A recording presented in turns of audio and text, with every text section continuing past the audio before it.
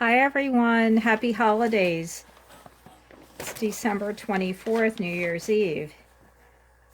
Filming a video about the alleged plagiarism of the Chris Watts book compared to the author that wrote a book about a serial killer.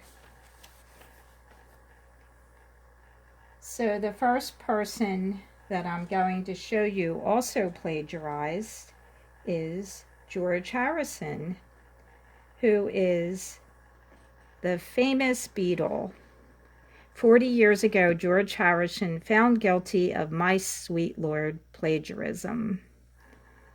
Just going to read a little bit. He was the first of the Beatles to have a solo #1 hit on the Billboard Hot 10. Okay, a few months after its release, Harrison was sued for copyright infringement by the publisher of He's So Fine, a 1963 hit for the Chiffons. That's a group, Chiffons. Judge Richard Owen of the United States District Court found Harrison had subconsciously copied the Chiffons tune. Now, isn't that interesting? A judge says subconsciously. He's basically in this article saying the judge didn't think Harrison copied it deliberately, but it was in his subconscious mind. So apparently the amount that was awarded, I believe, was about 1.8 million. And that, remember, that's back in the day. Let's see, he was sued in 1971 on behalf of Ronnie Mack, the song's writer. Mack died in 1963, shortly after the Chiffons tune became a #1 hit in the States. It was a modest hit in the UK. All right, so that's the first person that I wanted to show you had actually plagiarized, although they didn't call it that. They said he didn't do it on purpose. So is it plagiarism? Not exactly, but the tune was so close to He's So Fine that George Harrison had to pay. Now the next person I'm going to show you is, let's see, the book by Mr. Aldous Huxley. Let me see if I can find. Well, anyway, Aldous Huxley wrote a book, and they said it was similar to this book called We by a Russian author. And, you know, Aldous Huxley died in 1963. So they did mention something that the book was similar, and that this dude, I believe it's H.G. Wells, didn't believe that the book was actually his own words. It was a little bit of a controversy. So that's Aldous Huxley, and he's, you know, famous for a couple of quotes that I've even listed in my videos. At the top, you'll see I pin a comment, and Aldous Huxley said that the truth shall make you mad. You shall know the truth, and the truth shall make you mad, which mad means crazy. I don't think it means angry in that sense. He also wrote another quote that I really like, the doors of perception. Between the known and the unknown lies the doors of perception. All right, so the third person is, now this might be a little bit of a shock. Elizabeth Hasselbeck was sued for a gluten-free book that was sent to her via email, and it was very similar. So the author of the book, whose name is Susan Hassett, she's a self-published author. She said material from her book was taken for Hasselbeck's book, The G-Free Diet, a Gluten-Free Survival Guide. So what happened was the lawsuit was dismissed because they felt that there wasn't enough that was plagiarized to actually allege plagiarism, I should say. So the lawsuit was dismissed because Miss Hassett the author of the ebook, and her lawyer didn't feel there was enough to, prove in the lawsuit that she was owed money, or that's my paraphrasing. Okay, Richard Kuna, who represented Hassett, the ebook author, said he believes there were instances of plagiarism, but he wasn't sure they were egregious enough for his client to recover monetary damages. Let's see if there's anything else significant. Okay, that's about it. So that's basically what happened. Now, this was in 2009, and this caught my eye because I follow a gluten-free diet. And I thought, well, gee, just to write an ebook, the hours that you entail, your thought process, your editing of your book. And then she sends the ebook to Elizabeth Hasselbeck and someone on her staff who's probably helping her write the book. These people have assistants, remember this, because I'm going to make a point about the Cadle book and the Howard book. All right. So they have assistants, and someone took some of the book and used it in her book. So these are three famous people: George Harrison, Aldous Huxley, Elizabeth Hasselbeck. Now I'm going to go to what I found on this site. Now this is a plagiarism checker. There is a website where you can compare books. So if you write a book, you can compare other books to see if there's any instances of plagiarism. So I'm just going to show you this site. It's called medium.com.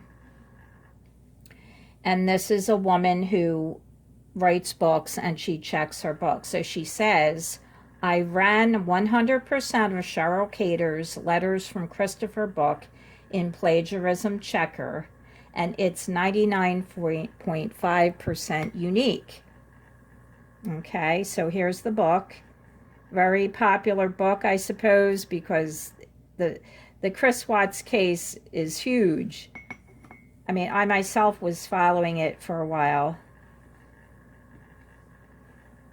Okay, it says, what's going to happen in the plagiarism case between His Garden, Conversations with a Serial Killer, Kindle edition by Anne K. Howard, and Letters from Christopher, the book by Cadle, The Tragic Confession of the Watts Family Murders.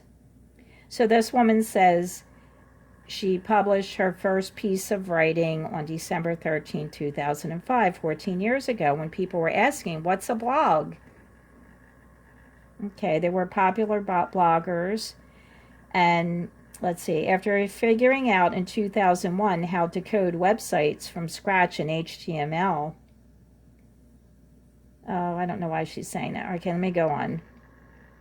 So she talks about writing, and then she says, Cadle's book resides in print form, Kindle form, as well in Google Books. Therefore, plagiarism checkers are able to compare it to other forms of writing that have been indexed by Google. The problem is that Howard's book does not yet appear in Google Books in its entirety, although it has a Kindle version. So the lawyer, Anne K. Howard, who has been speaking on YouTube channels about her book and about this alleged plagiarism, and she was mentioning something on Scott Reich's channel that, Miss Howard wants to get, was promised some money from Miss Cadle. I think it's Mrs. Cadle, but I'm just going to say Miss Cadle. And that, they want the book removed and blah, blah, blah. Okay, despite all the drama surrounding this book, it won't stop Letters from Christopher from going down in history as the first book that got Chris Watts on record with an account of the horrific murders. True or not, the book will be discussed for years to come when speaking of the Watts family murders. Now, I looked up Susan K. Howard's book, and let me tell you, she only has 99 reviews on Amazon. Okay? And, of course, there might be more people that bought the book. I'm sorry, did I say Susan? It's not Susan. It's Anne K. Howard. Sorry. Anne K. Howard book only got 99 reviews on Amazon so far.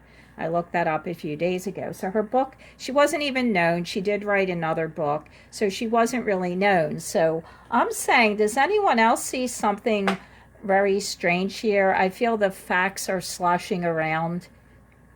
You know, you go on YouTube to other channels and you say, someone plagiarized my book. Now, I understand some YouTuber found this, but to me, it sounds more like this is really a great way for both books to get attention now. This author, Anne K. Howard, is getting a lot of attention saying her book was plagiarized, but she filed no lawsuit that I have seen. I've done some research, and if you are going to file a lawsuit, you're not going to go onto YouTube and talk to other content makers about this alleged plagiarism. You're just not going to do that before you file a lawsuit. So I would be very surprised if a lawsuit is going to happen. And besides, if you file a lawsuit, you have to tell the truth. You know, anything on YouTube can be far from the truth. Of course, you know, both these books now are getting a lot of attention, especially Anne K. Howard, who no one really even knew about. She's not a popular writer.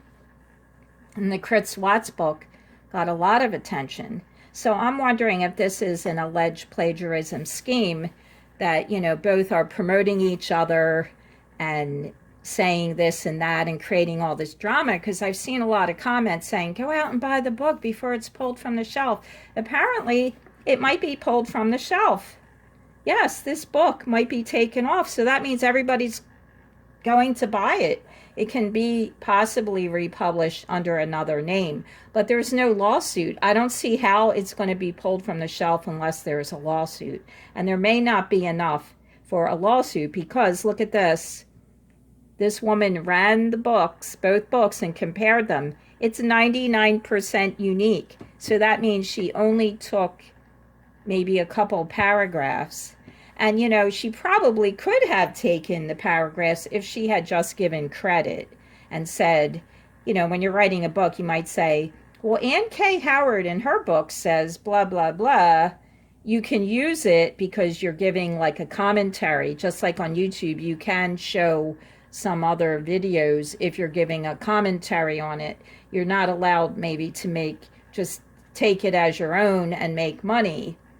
So, you know, Anne K. Howard is an attorney. All right, Anne K. Howard right here. Anne K. Howard is an attorney. Whoops, and I just clicked. So here we go. All right, and the letters from Christopher have 311. So it's a little bit more popular than, you know, the other book, Anne K. Howard. So we have these two women possibly in this alleged plagiarism, but I'm wondering if this is a nice way to promote each other's books. And I'm saying this in a way that we don't really know what's going on. No lawsuit was filed, and Anne K. Howard's an attorney. She could have easily filed a lawsuit, but there's perhaps not enough that was plagiarized to, you know, file a lawsuit. Just in the case of Elizabeth Hasselbeck, the woman who alleged that some of it was plagiarized, she dropped her lawsuit. So apparently, you know, plagiarism, you know, is an interesting thing. It's like we talk about copyright. Did someone copyright my, you can't copyright knitting techniques. You can't copyright acrylic pouring method. So there is a woman on YouTube that's offering a course in this new bloom technique, and she's saying that people are publishing the recipe online. And I would think, though, if you take a class and you're agreeing, like say you sign something and say, I'm not going to talk about this, you know, method on YouTube, then maybe she could get you for it. But, you know, to file a lawsuit, you really have to show there's going to be enough monetary damage. So I'm just wondering if these two people, these two authors, somehow are promoting each other's books in a way that we're not really aware of. This is alleged plagiarism. I mean, I don't know if plagiarism is a legal term. and how they word it in a lawsuit, but it's a little bit, something doesn't sit right with me with this whole drama. It just doesn't. But, you know, I haven't bought the book and I won't buy them. I'm not interested. I know so much about the Watts case. That's how I got into Delphi, because I was tired of this, and I felt that, you know, having a case where we need more justice and finding, we don't know the perpetrator in the Delphi, but we did in Watts, Chris Watts. He already confessed. So something more worthwhile to devote attention to would be the Delphi case, because 3 years coming up this February 2020, we don't know the perpetrator. We don't know who he is exactly. So I just wanted to bring that up, because everybody's saying she stole the book, and it's only, look, it's 99% accurate. I mean, unique. There's nothing much in the book that Cheryln Cadle, Cheryln, I think it is, Cheryln Cadle, she didn't steal really from Susan K. Howard. I wouldn't like it either if someone took my work like that. But, you know, maybe she'll get this public apology she wants, or maybe this alleged, I call it an alleged scheme, because I'm not really sure what's going on. I'm giving some doubt to the whole story, the whole thing. Whether it even was alleged plagiarism, we don't know. But all right, so that's it for today. So we have George Harrison, Aldous Huxley, and we have Elizabeth Hasselbeck, all who alleged plagiarism. Well, George Harrison had to pay, but they didn't call it, you know, plagiarism. They called it something in his subconscious mind. You know, music's totally different, because a tune can be in your mind for days. You know, you get a song and you're like, I can't get the song out of my head. It's, you know, so music's a little different than actual written words. So I thought these were very interesting, and I hope that you enjoyed my video. Give it a thumbs up while you're here, and I hope you have a wonderful holiday, and I'll see you guys next time. Thank you.